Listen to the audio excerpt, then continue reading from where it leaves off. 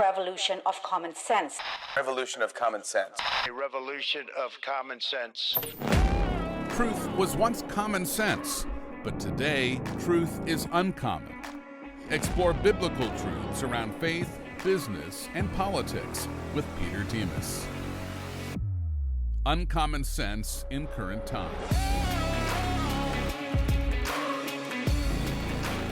Hey folks, welcome to Uncommon Sense in Current Times. I'm excited today to be with Bill Walton. He is a seasoned business leader, media personality.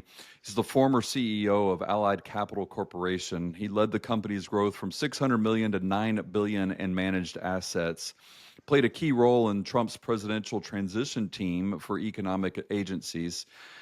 He's been on the boards of major conservative institutions like the Heritage Foundation, American Conservative Union. Today, he hosts the Bill Walton Show, where he talks about money, culture, and politics with thought leaders and innovators. So, Bill, thank you so much for being on the show. I appreciate you being here. Great. Thanks for having me. Looking forward to our conversation. So, one of the things that's happened recently that's been big, and you talked about it, was Trump's visit to the Middle East, and with the deal he made with Saudi Arabia and others. You said that it was a triumph for President Trump and his approach to diplomacy. What made it so impressive? Like, why was this such a just better than a normal Middle Eastern travel deal? At first, he, like all things Donald Trump, he went big, and he not only went over with the usual government entourage, State Department, Defense, etc., but he brought along a contingent of 35 CEOs from companies headquartered in the United States that were really the who's who of the investing and multinational corporate world. You know, Steve Schwarzman of Blackstone Group, Larry Fink of BlackRock. I'm just looking at some of the names. The CEO of Uber, the CEO of Boeing, the CEO of Tesla, had Elon Musk there, Sam Altman, OpenAI. And the thing that makes it interesting is almost nobody in the entourage had a business that were in the oil business, maybe one or two. These were technology-oriented companies, and it really was I think the key piece of the trip is that he was over visiting with Saudi Arabia, Qatar, and United Arab Emirates, and in each cases, they made significant commitments in the billions of dollars to investing in the United States. But in turn, I think we offered a lot to them in the technology arena, and so it was unusual. And I think the other thing is the personal chemistry that he seemed to have with the three leaders of these three countries was really something to see. Now, it was what was the total amount or approximate total amount of the investment that he got from them, of commitments that he got with them in the U.S.? And I know it was in the billions. I want to say it might have even been close to $1 trillion, wasn't it? Well, yeah, I think the total was definitely over $1 trillion. I know there was 600 million or 600 billion. Saudi Arabia, United Arab Emirates, I think, was close to $1 trillion, and Qatar, who we've already had significant relationships, were in the mid, somewhere around 600-700 billion. Now, I can't really. Some of these are hard money commitments, and some of them are funds that would be promised for future investment, but. It's a lot of money, and it really establishes the United States in a new and interesting way in the Middle East. Now, what I find interesting about this was that he did not stop in Israel, our only major ally there. He did not consult with Israel on a lot of these. There are some people in Israel that were unhappy with it. Do you think this is a shift away from Israel, or do you think this was just something separate because it was an economic tour more than a military tour? I think it was a little bit of both. The purpose of this was economics, and the big picture, 35,000 feet. What Trump wants to demonstrate is that we're far better developing commercial relationships with their rivals and or potential enemies. and getting the world intertwined in trade with each other, particularly in the technology space. And so he did that, he didn't visit Israel. I think that was glaring. In fact, you can't imagine a U.S. president going over to see these three countries and not stopping by Israel. But I think, given the nature of the conversations, that Qatar has been a big supporter of Hamas, but there's some talk. I know there's some talk about changing that dynamic, and they've also been involved with Iran and changing that dynamic. So my guess is he's going to be back to Israel maybe in the next month or two or three. But I don't see Donald Trump in any way abandoning Israel. This was business, and Israel was a separate conversation. Will be a separate conversation. Right. So when I think about this and I think about the history of the U.S. with the Middle East, there doesn't seem there. Can't remember any time where we have seemed to take more of that economic peace through economic strength approach in the Middle East. How do you see this different from any other time throughout history when we have dealt with the Middle East? Well, Middle East has been about oil. I mean, Right. that's we started our relationship with in the Middle East. I think a deal was signed with Standard Oil of California. I can't remember which Standard Oil company it was, but in the mid 30s that we signed a deal with Saudi Arabia, and then since then have entered into deals through our energy companies with virtually every country there. So it's been oil all the way up through, I'd say, the last decade or so. And what's happened is the leadership of these Middle Eastern companies or countries has gotten a lot more enlightened, and they understand that being dependent entirely on oil makes them a one-dimensional country, and they need to diversify their GDP and their revenues and from their businesses. And I think Saudi Arabia just passed the 50% mark, where their GDP is now in technology and related areas more than the oil GDP, and that's really unheard of. They've also took the excess cash flow from the oil revenue, and Saudi created a $900 billion sovereign wealth fund to invest in tech and specifically AI. So that, I think it was the new generation of leaders, the changing energy landscape, the desire not to be dependent on oil. I'd say a lot of the initiative probably came from these Middle Eastern countries more even than us. But I have to wonder, and I didn't think about it until you just started talking about it here. But Trump's push for domestic, energy independence. Do you think that had a role in the negotiation of saying, hey, you know what, we don't need you as much for oil, so you better invest in these other things if you still want to maintain a relationship with us? Do you think that played a part into it? I'm sure it did.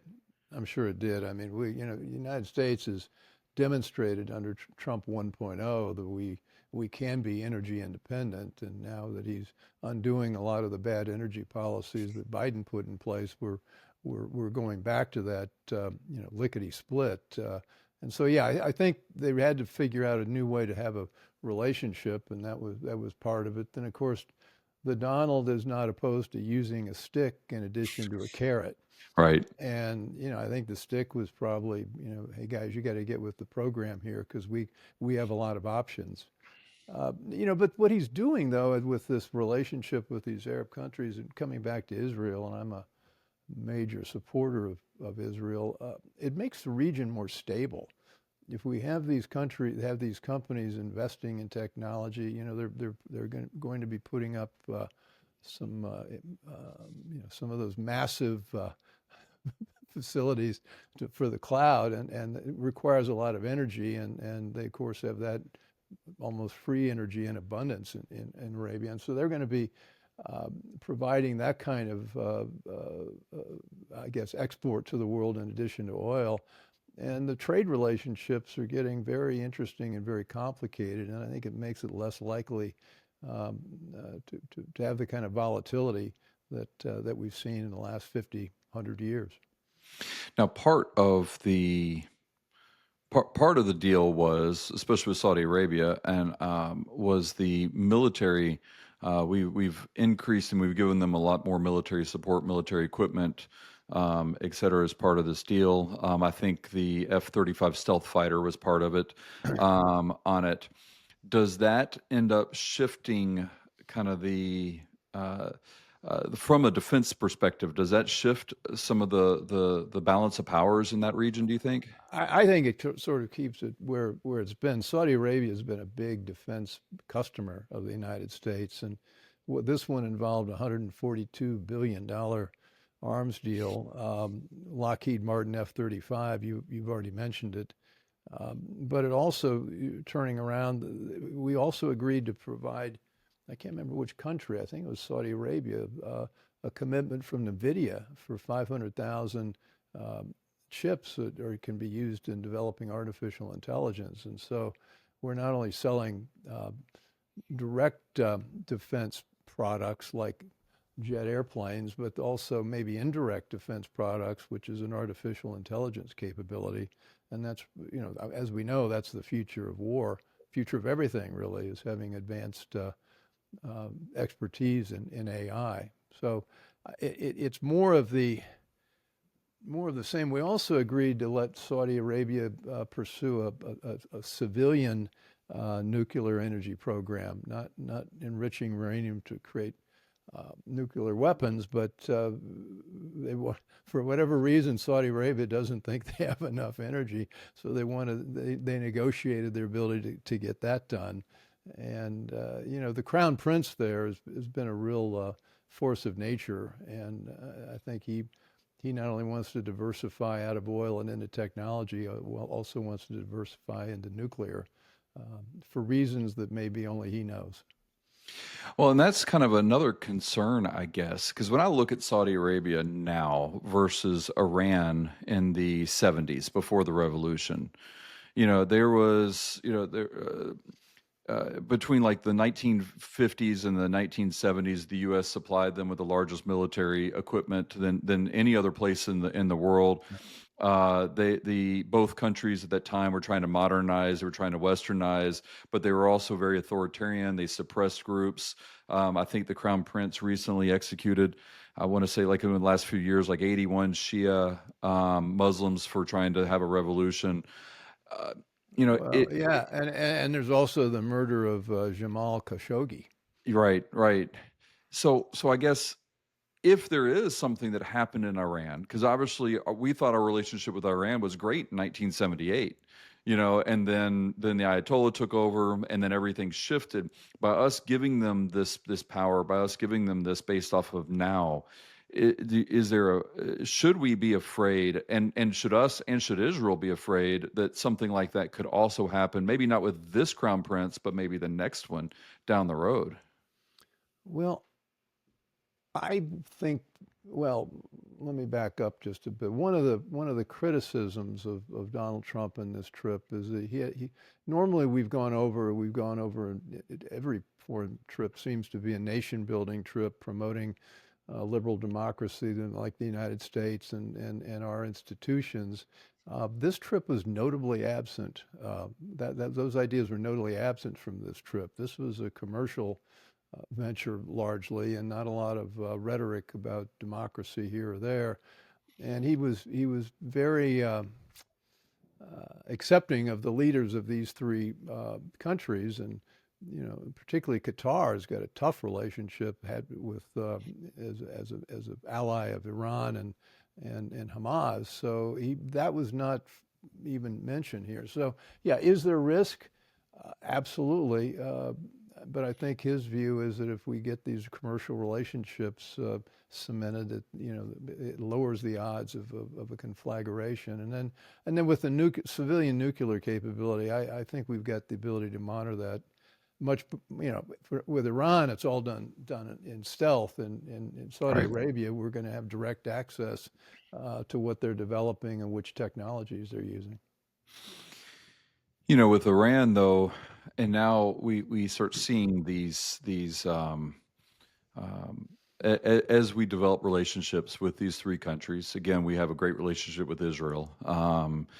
And as we start to see this, um, does this put Iran's back against the wall? If I were in charge of Iran right now, I'd be getting nervous. And when people get nervous, they tend to do stupid, rash things. And do you think there should be a fear factor that Iran might do something dumb and rash to stop this from getting further? Well, this makes the Sunni Shiite divide even more stark, and Right. also Iran's Persian, and we're talking about Arab countries here. There's also that massive cultural difference, and so the lines are further drawn, and it does isolate Iran. And I think that was a big subtext for this deal. If he could put together these relationships with these Arab countries, wealthy oil producing countries, I think that definitely sends a signal to Iran, and hopefully he'll be lining them up as we begin to. We've got to take out Iran's nuclear capability because they don't want civilian, they want a bomb, and so we've got to stop that. So I think this might have been part of that grand strategy. Do you think that because this seemed to go smooth, which is very unusual for any negotiations with the Middle East, and this seemed to have gone very quickly almost. And I know there was a lot on the backside of it that we don't know and that we didn't see.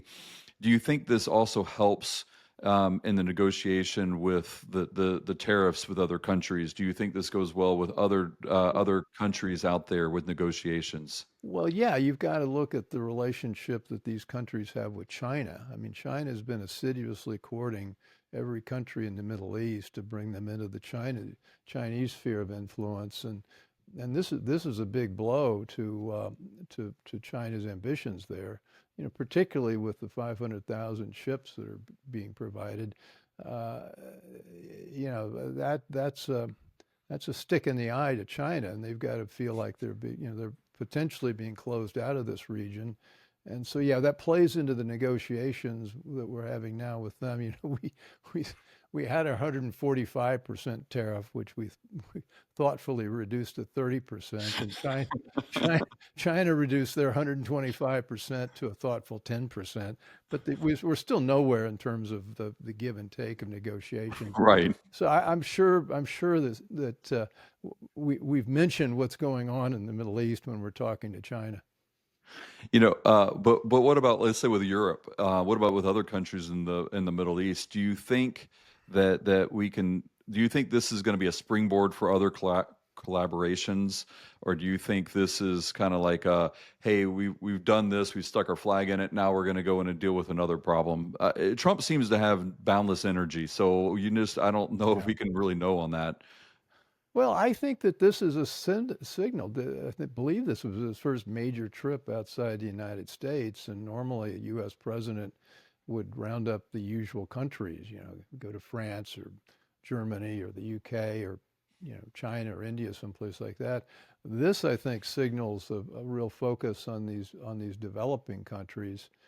And if you look at the growth of the world right now, if you circle a map, put a dot in a map roughly near Vietnam or the southern border of China, draw a circle around that's about 2,000 miles circumference, or radius rather, you capture over half of the world's population. And that segment of the world is growing. Their demography is positive, their population is rising, and their economies are beginning to take off as they catch on to what's going on with modern economies. And so the future lies more in the East than in the West. And you look back to what's going on in Germany and in France. I mean, Germany's unilaterally destroyed itself by getting rid of their nuclear capability and trying to do everything with wind and solar. Their economy is not only not growing, it's shrinking. And France has got 65% or so of its GDP in government expenditures, and UK has lost its minds on diversity, equity, and inclusion. I mean, the speech, what's happening to speech, free speech in Europe is egregious, and so I think it sends a signal that that's not that's not the behavior the United States wants to reward. Instead, we'd rather do business with the Arabs. And oh, by the way, Saudis own Live Golf, and Trump's got a lot of golf courses that I'm sure they're already using his golf courses. I'm sure they're going to use it more in the future. They yeah, now they're, I mean, they're taking over that whole that whole industry as well. I didn't think about the golf perspective with Trump. Trump does. So did now when we're looking at But let me make one point though, yeah, because that's another downside to this trip is that his nephew or his son-in-law Jared Kushner has a $2 billion fund that I believe was I think the money was put up by the Saudis or one of the three countries, and then they have other development interest in the Middle East, and so he is and will be criticized that this is a conflict of interest as he does this, and I suppose that it's true in some sense, but he also has advanced America's interests far more than he's advanced his own. So I'm gonna let him have that one. so do you think that because of this, and again, looking at it from a world stage, um, do you think that Trump has, do you think he's giving up in Europe? Do you think he's giving up in those parts of the world in order to focus here, or do you think again he's using this as a means to tell Europe, hey, I'm not crazy? Because Europeans, like when I talk to Europeans, they're all thinking that I'm nuts for supporting Trump. And I mean, it's funny. And I'm like, Yeah.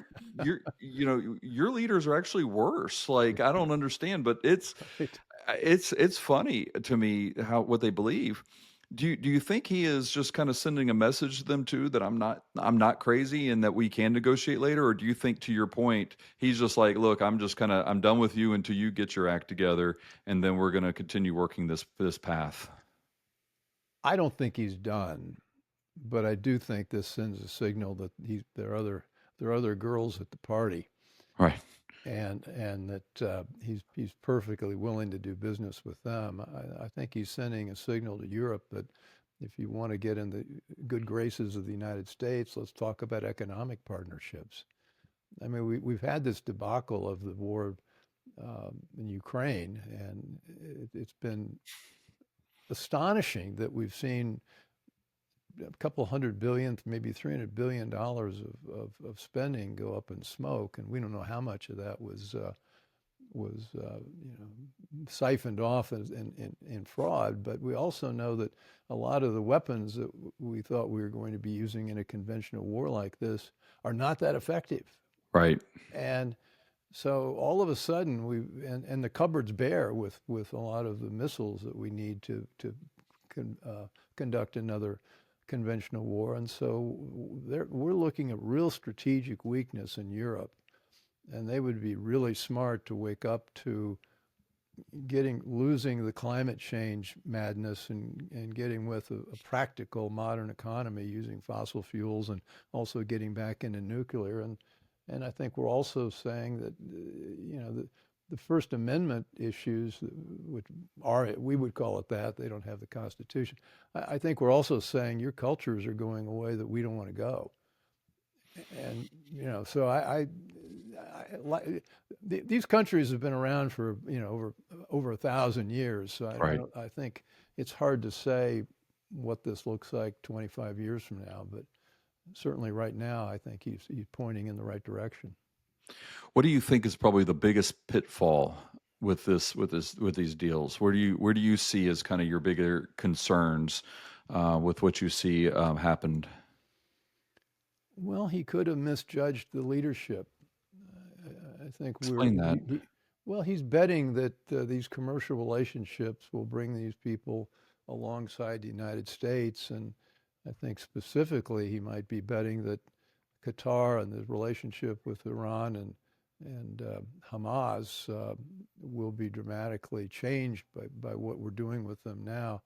The jury's out. I mean, he's left the region. He's back here, and it'll be interesting to watch what they do. I don't think that's you know, so that's a partial risk. Beyond that, I think he's got to be concerned about helping them out with AI and putting all these data centers and all these power sources in the Middle East, because we've already seen if we overdid that with China, maybe not with AI, but certainly with pharmaceuticals, and we need to keep a lot of these industries close to home. So he's got to be careful not to do so much in the Middle East that he doesn't do it here in the United States. I don't think he's going to do that. I think in his heart of hearts, he wants to see them invest a lot more in the U.S. than we do there. But again, time will tell. It's an interesting perspective. So to learn more about like kind of from your show, and to learn more about a lot of this stuff, because I know you talk about a lot of these things on a good level to understand how all this stuff type of works. You have your show, the Bill Walton Show. How do people find it? Where do they go to find out more about you and your thoughts on this type of stuff? Well, you can find me at thebillwaltonshow.com, and we still have our YouTube channel. We haven't insulted the YouTube gods recently. We're on Rumble. We're on all the major audio podcast platforms. We've also got a nice page on Substack. But what you go and you find there is I'm taking a couple of months off. I'm working on a book that I've never written a book, and it's proving to be a spur to start up the show again. So I think I'm going to be going back into production in the next month or two. But the thing is nice. We've got about 250 episodes, and they're all pretty much evergreen. We've got people like Art Laffer, who've had the Laffer curve, talking about economics. We've got Bob Lighthizer, who was a trade rep with Trump and Trump 1.0. We've got Kevin Hassett, who's his chief economic advisor. And I steer these conversations not to the issues of the week, but what are the longer term things that people need to understand. So there's a lot of lessons to be learned, even in the archive. And we're actually picking up subscribers on Substack for the last couple months when we haven't been doing shows, because they've been looking at the archive shows. So anyway, that's where you can find me, and that's. But as I said, writing a book, I think, is going to get me back into the podcast.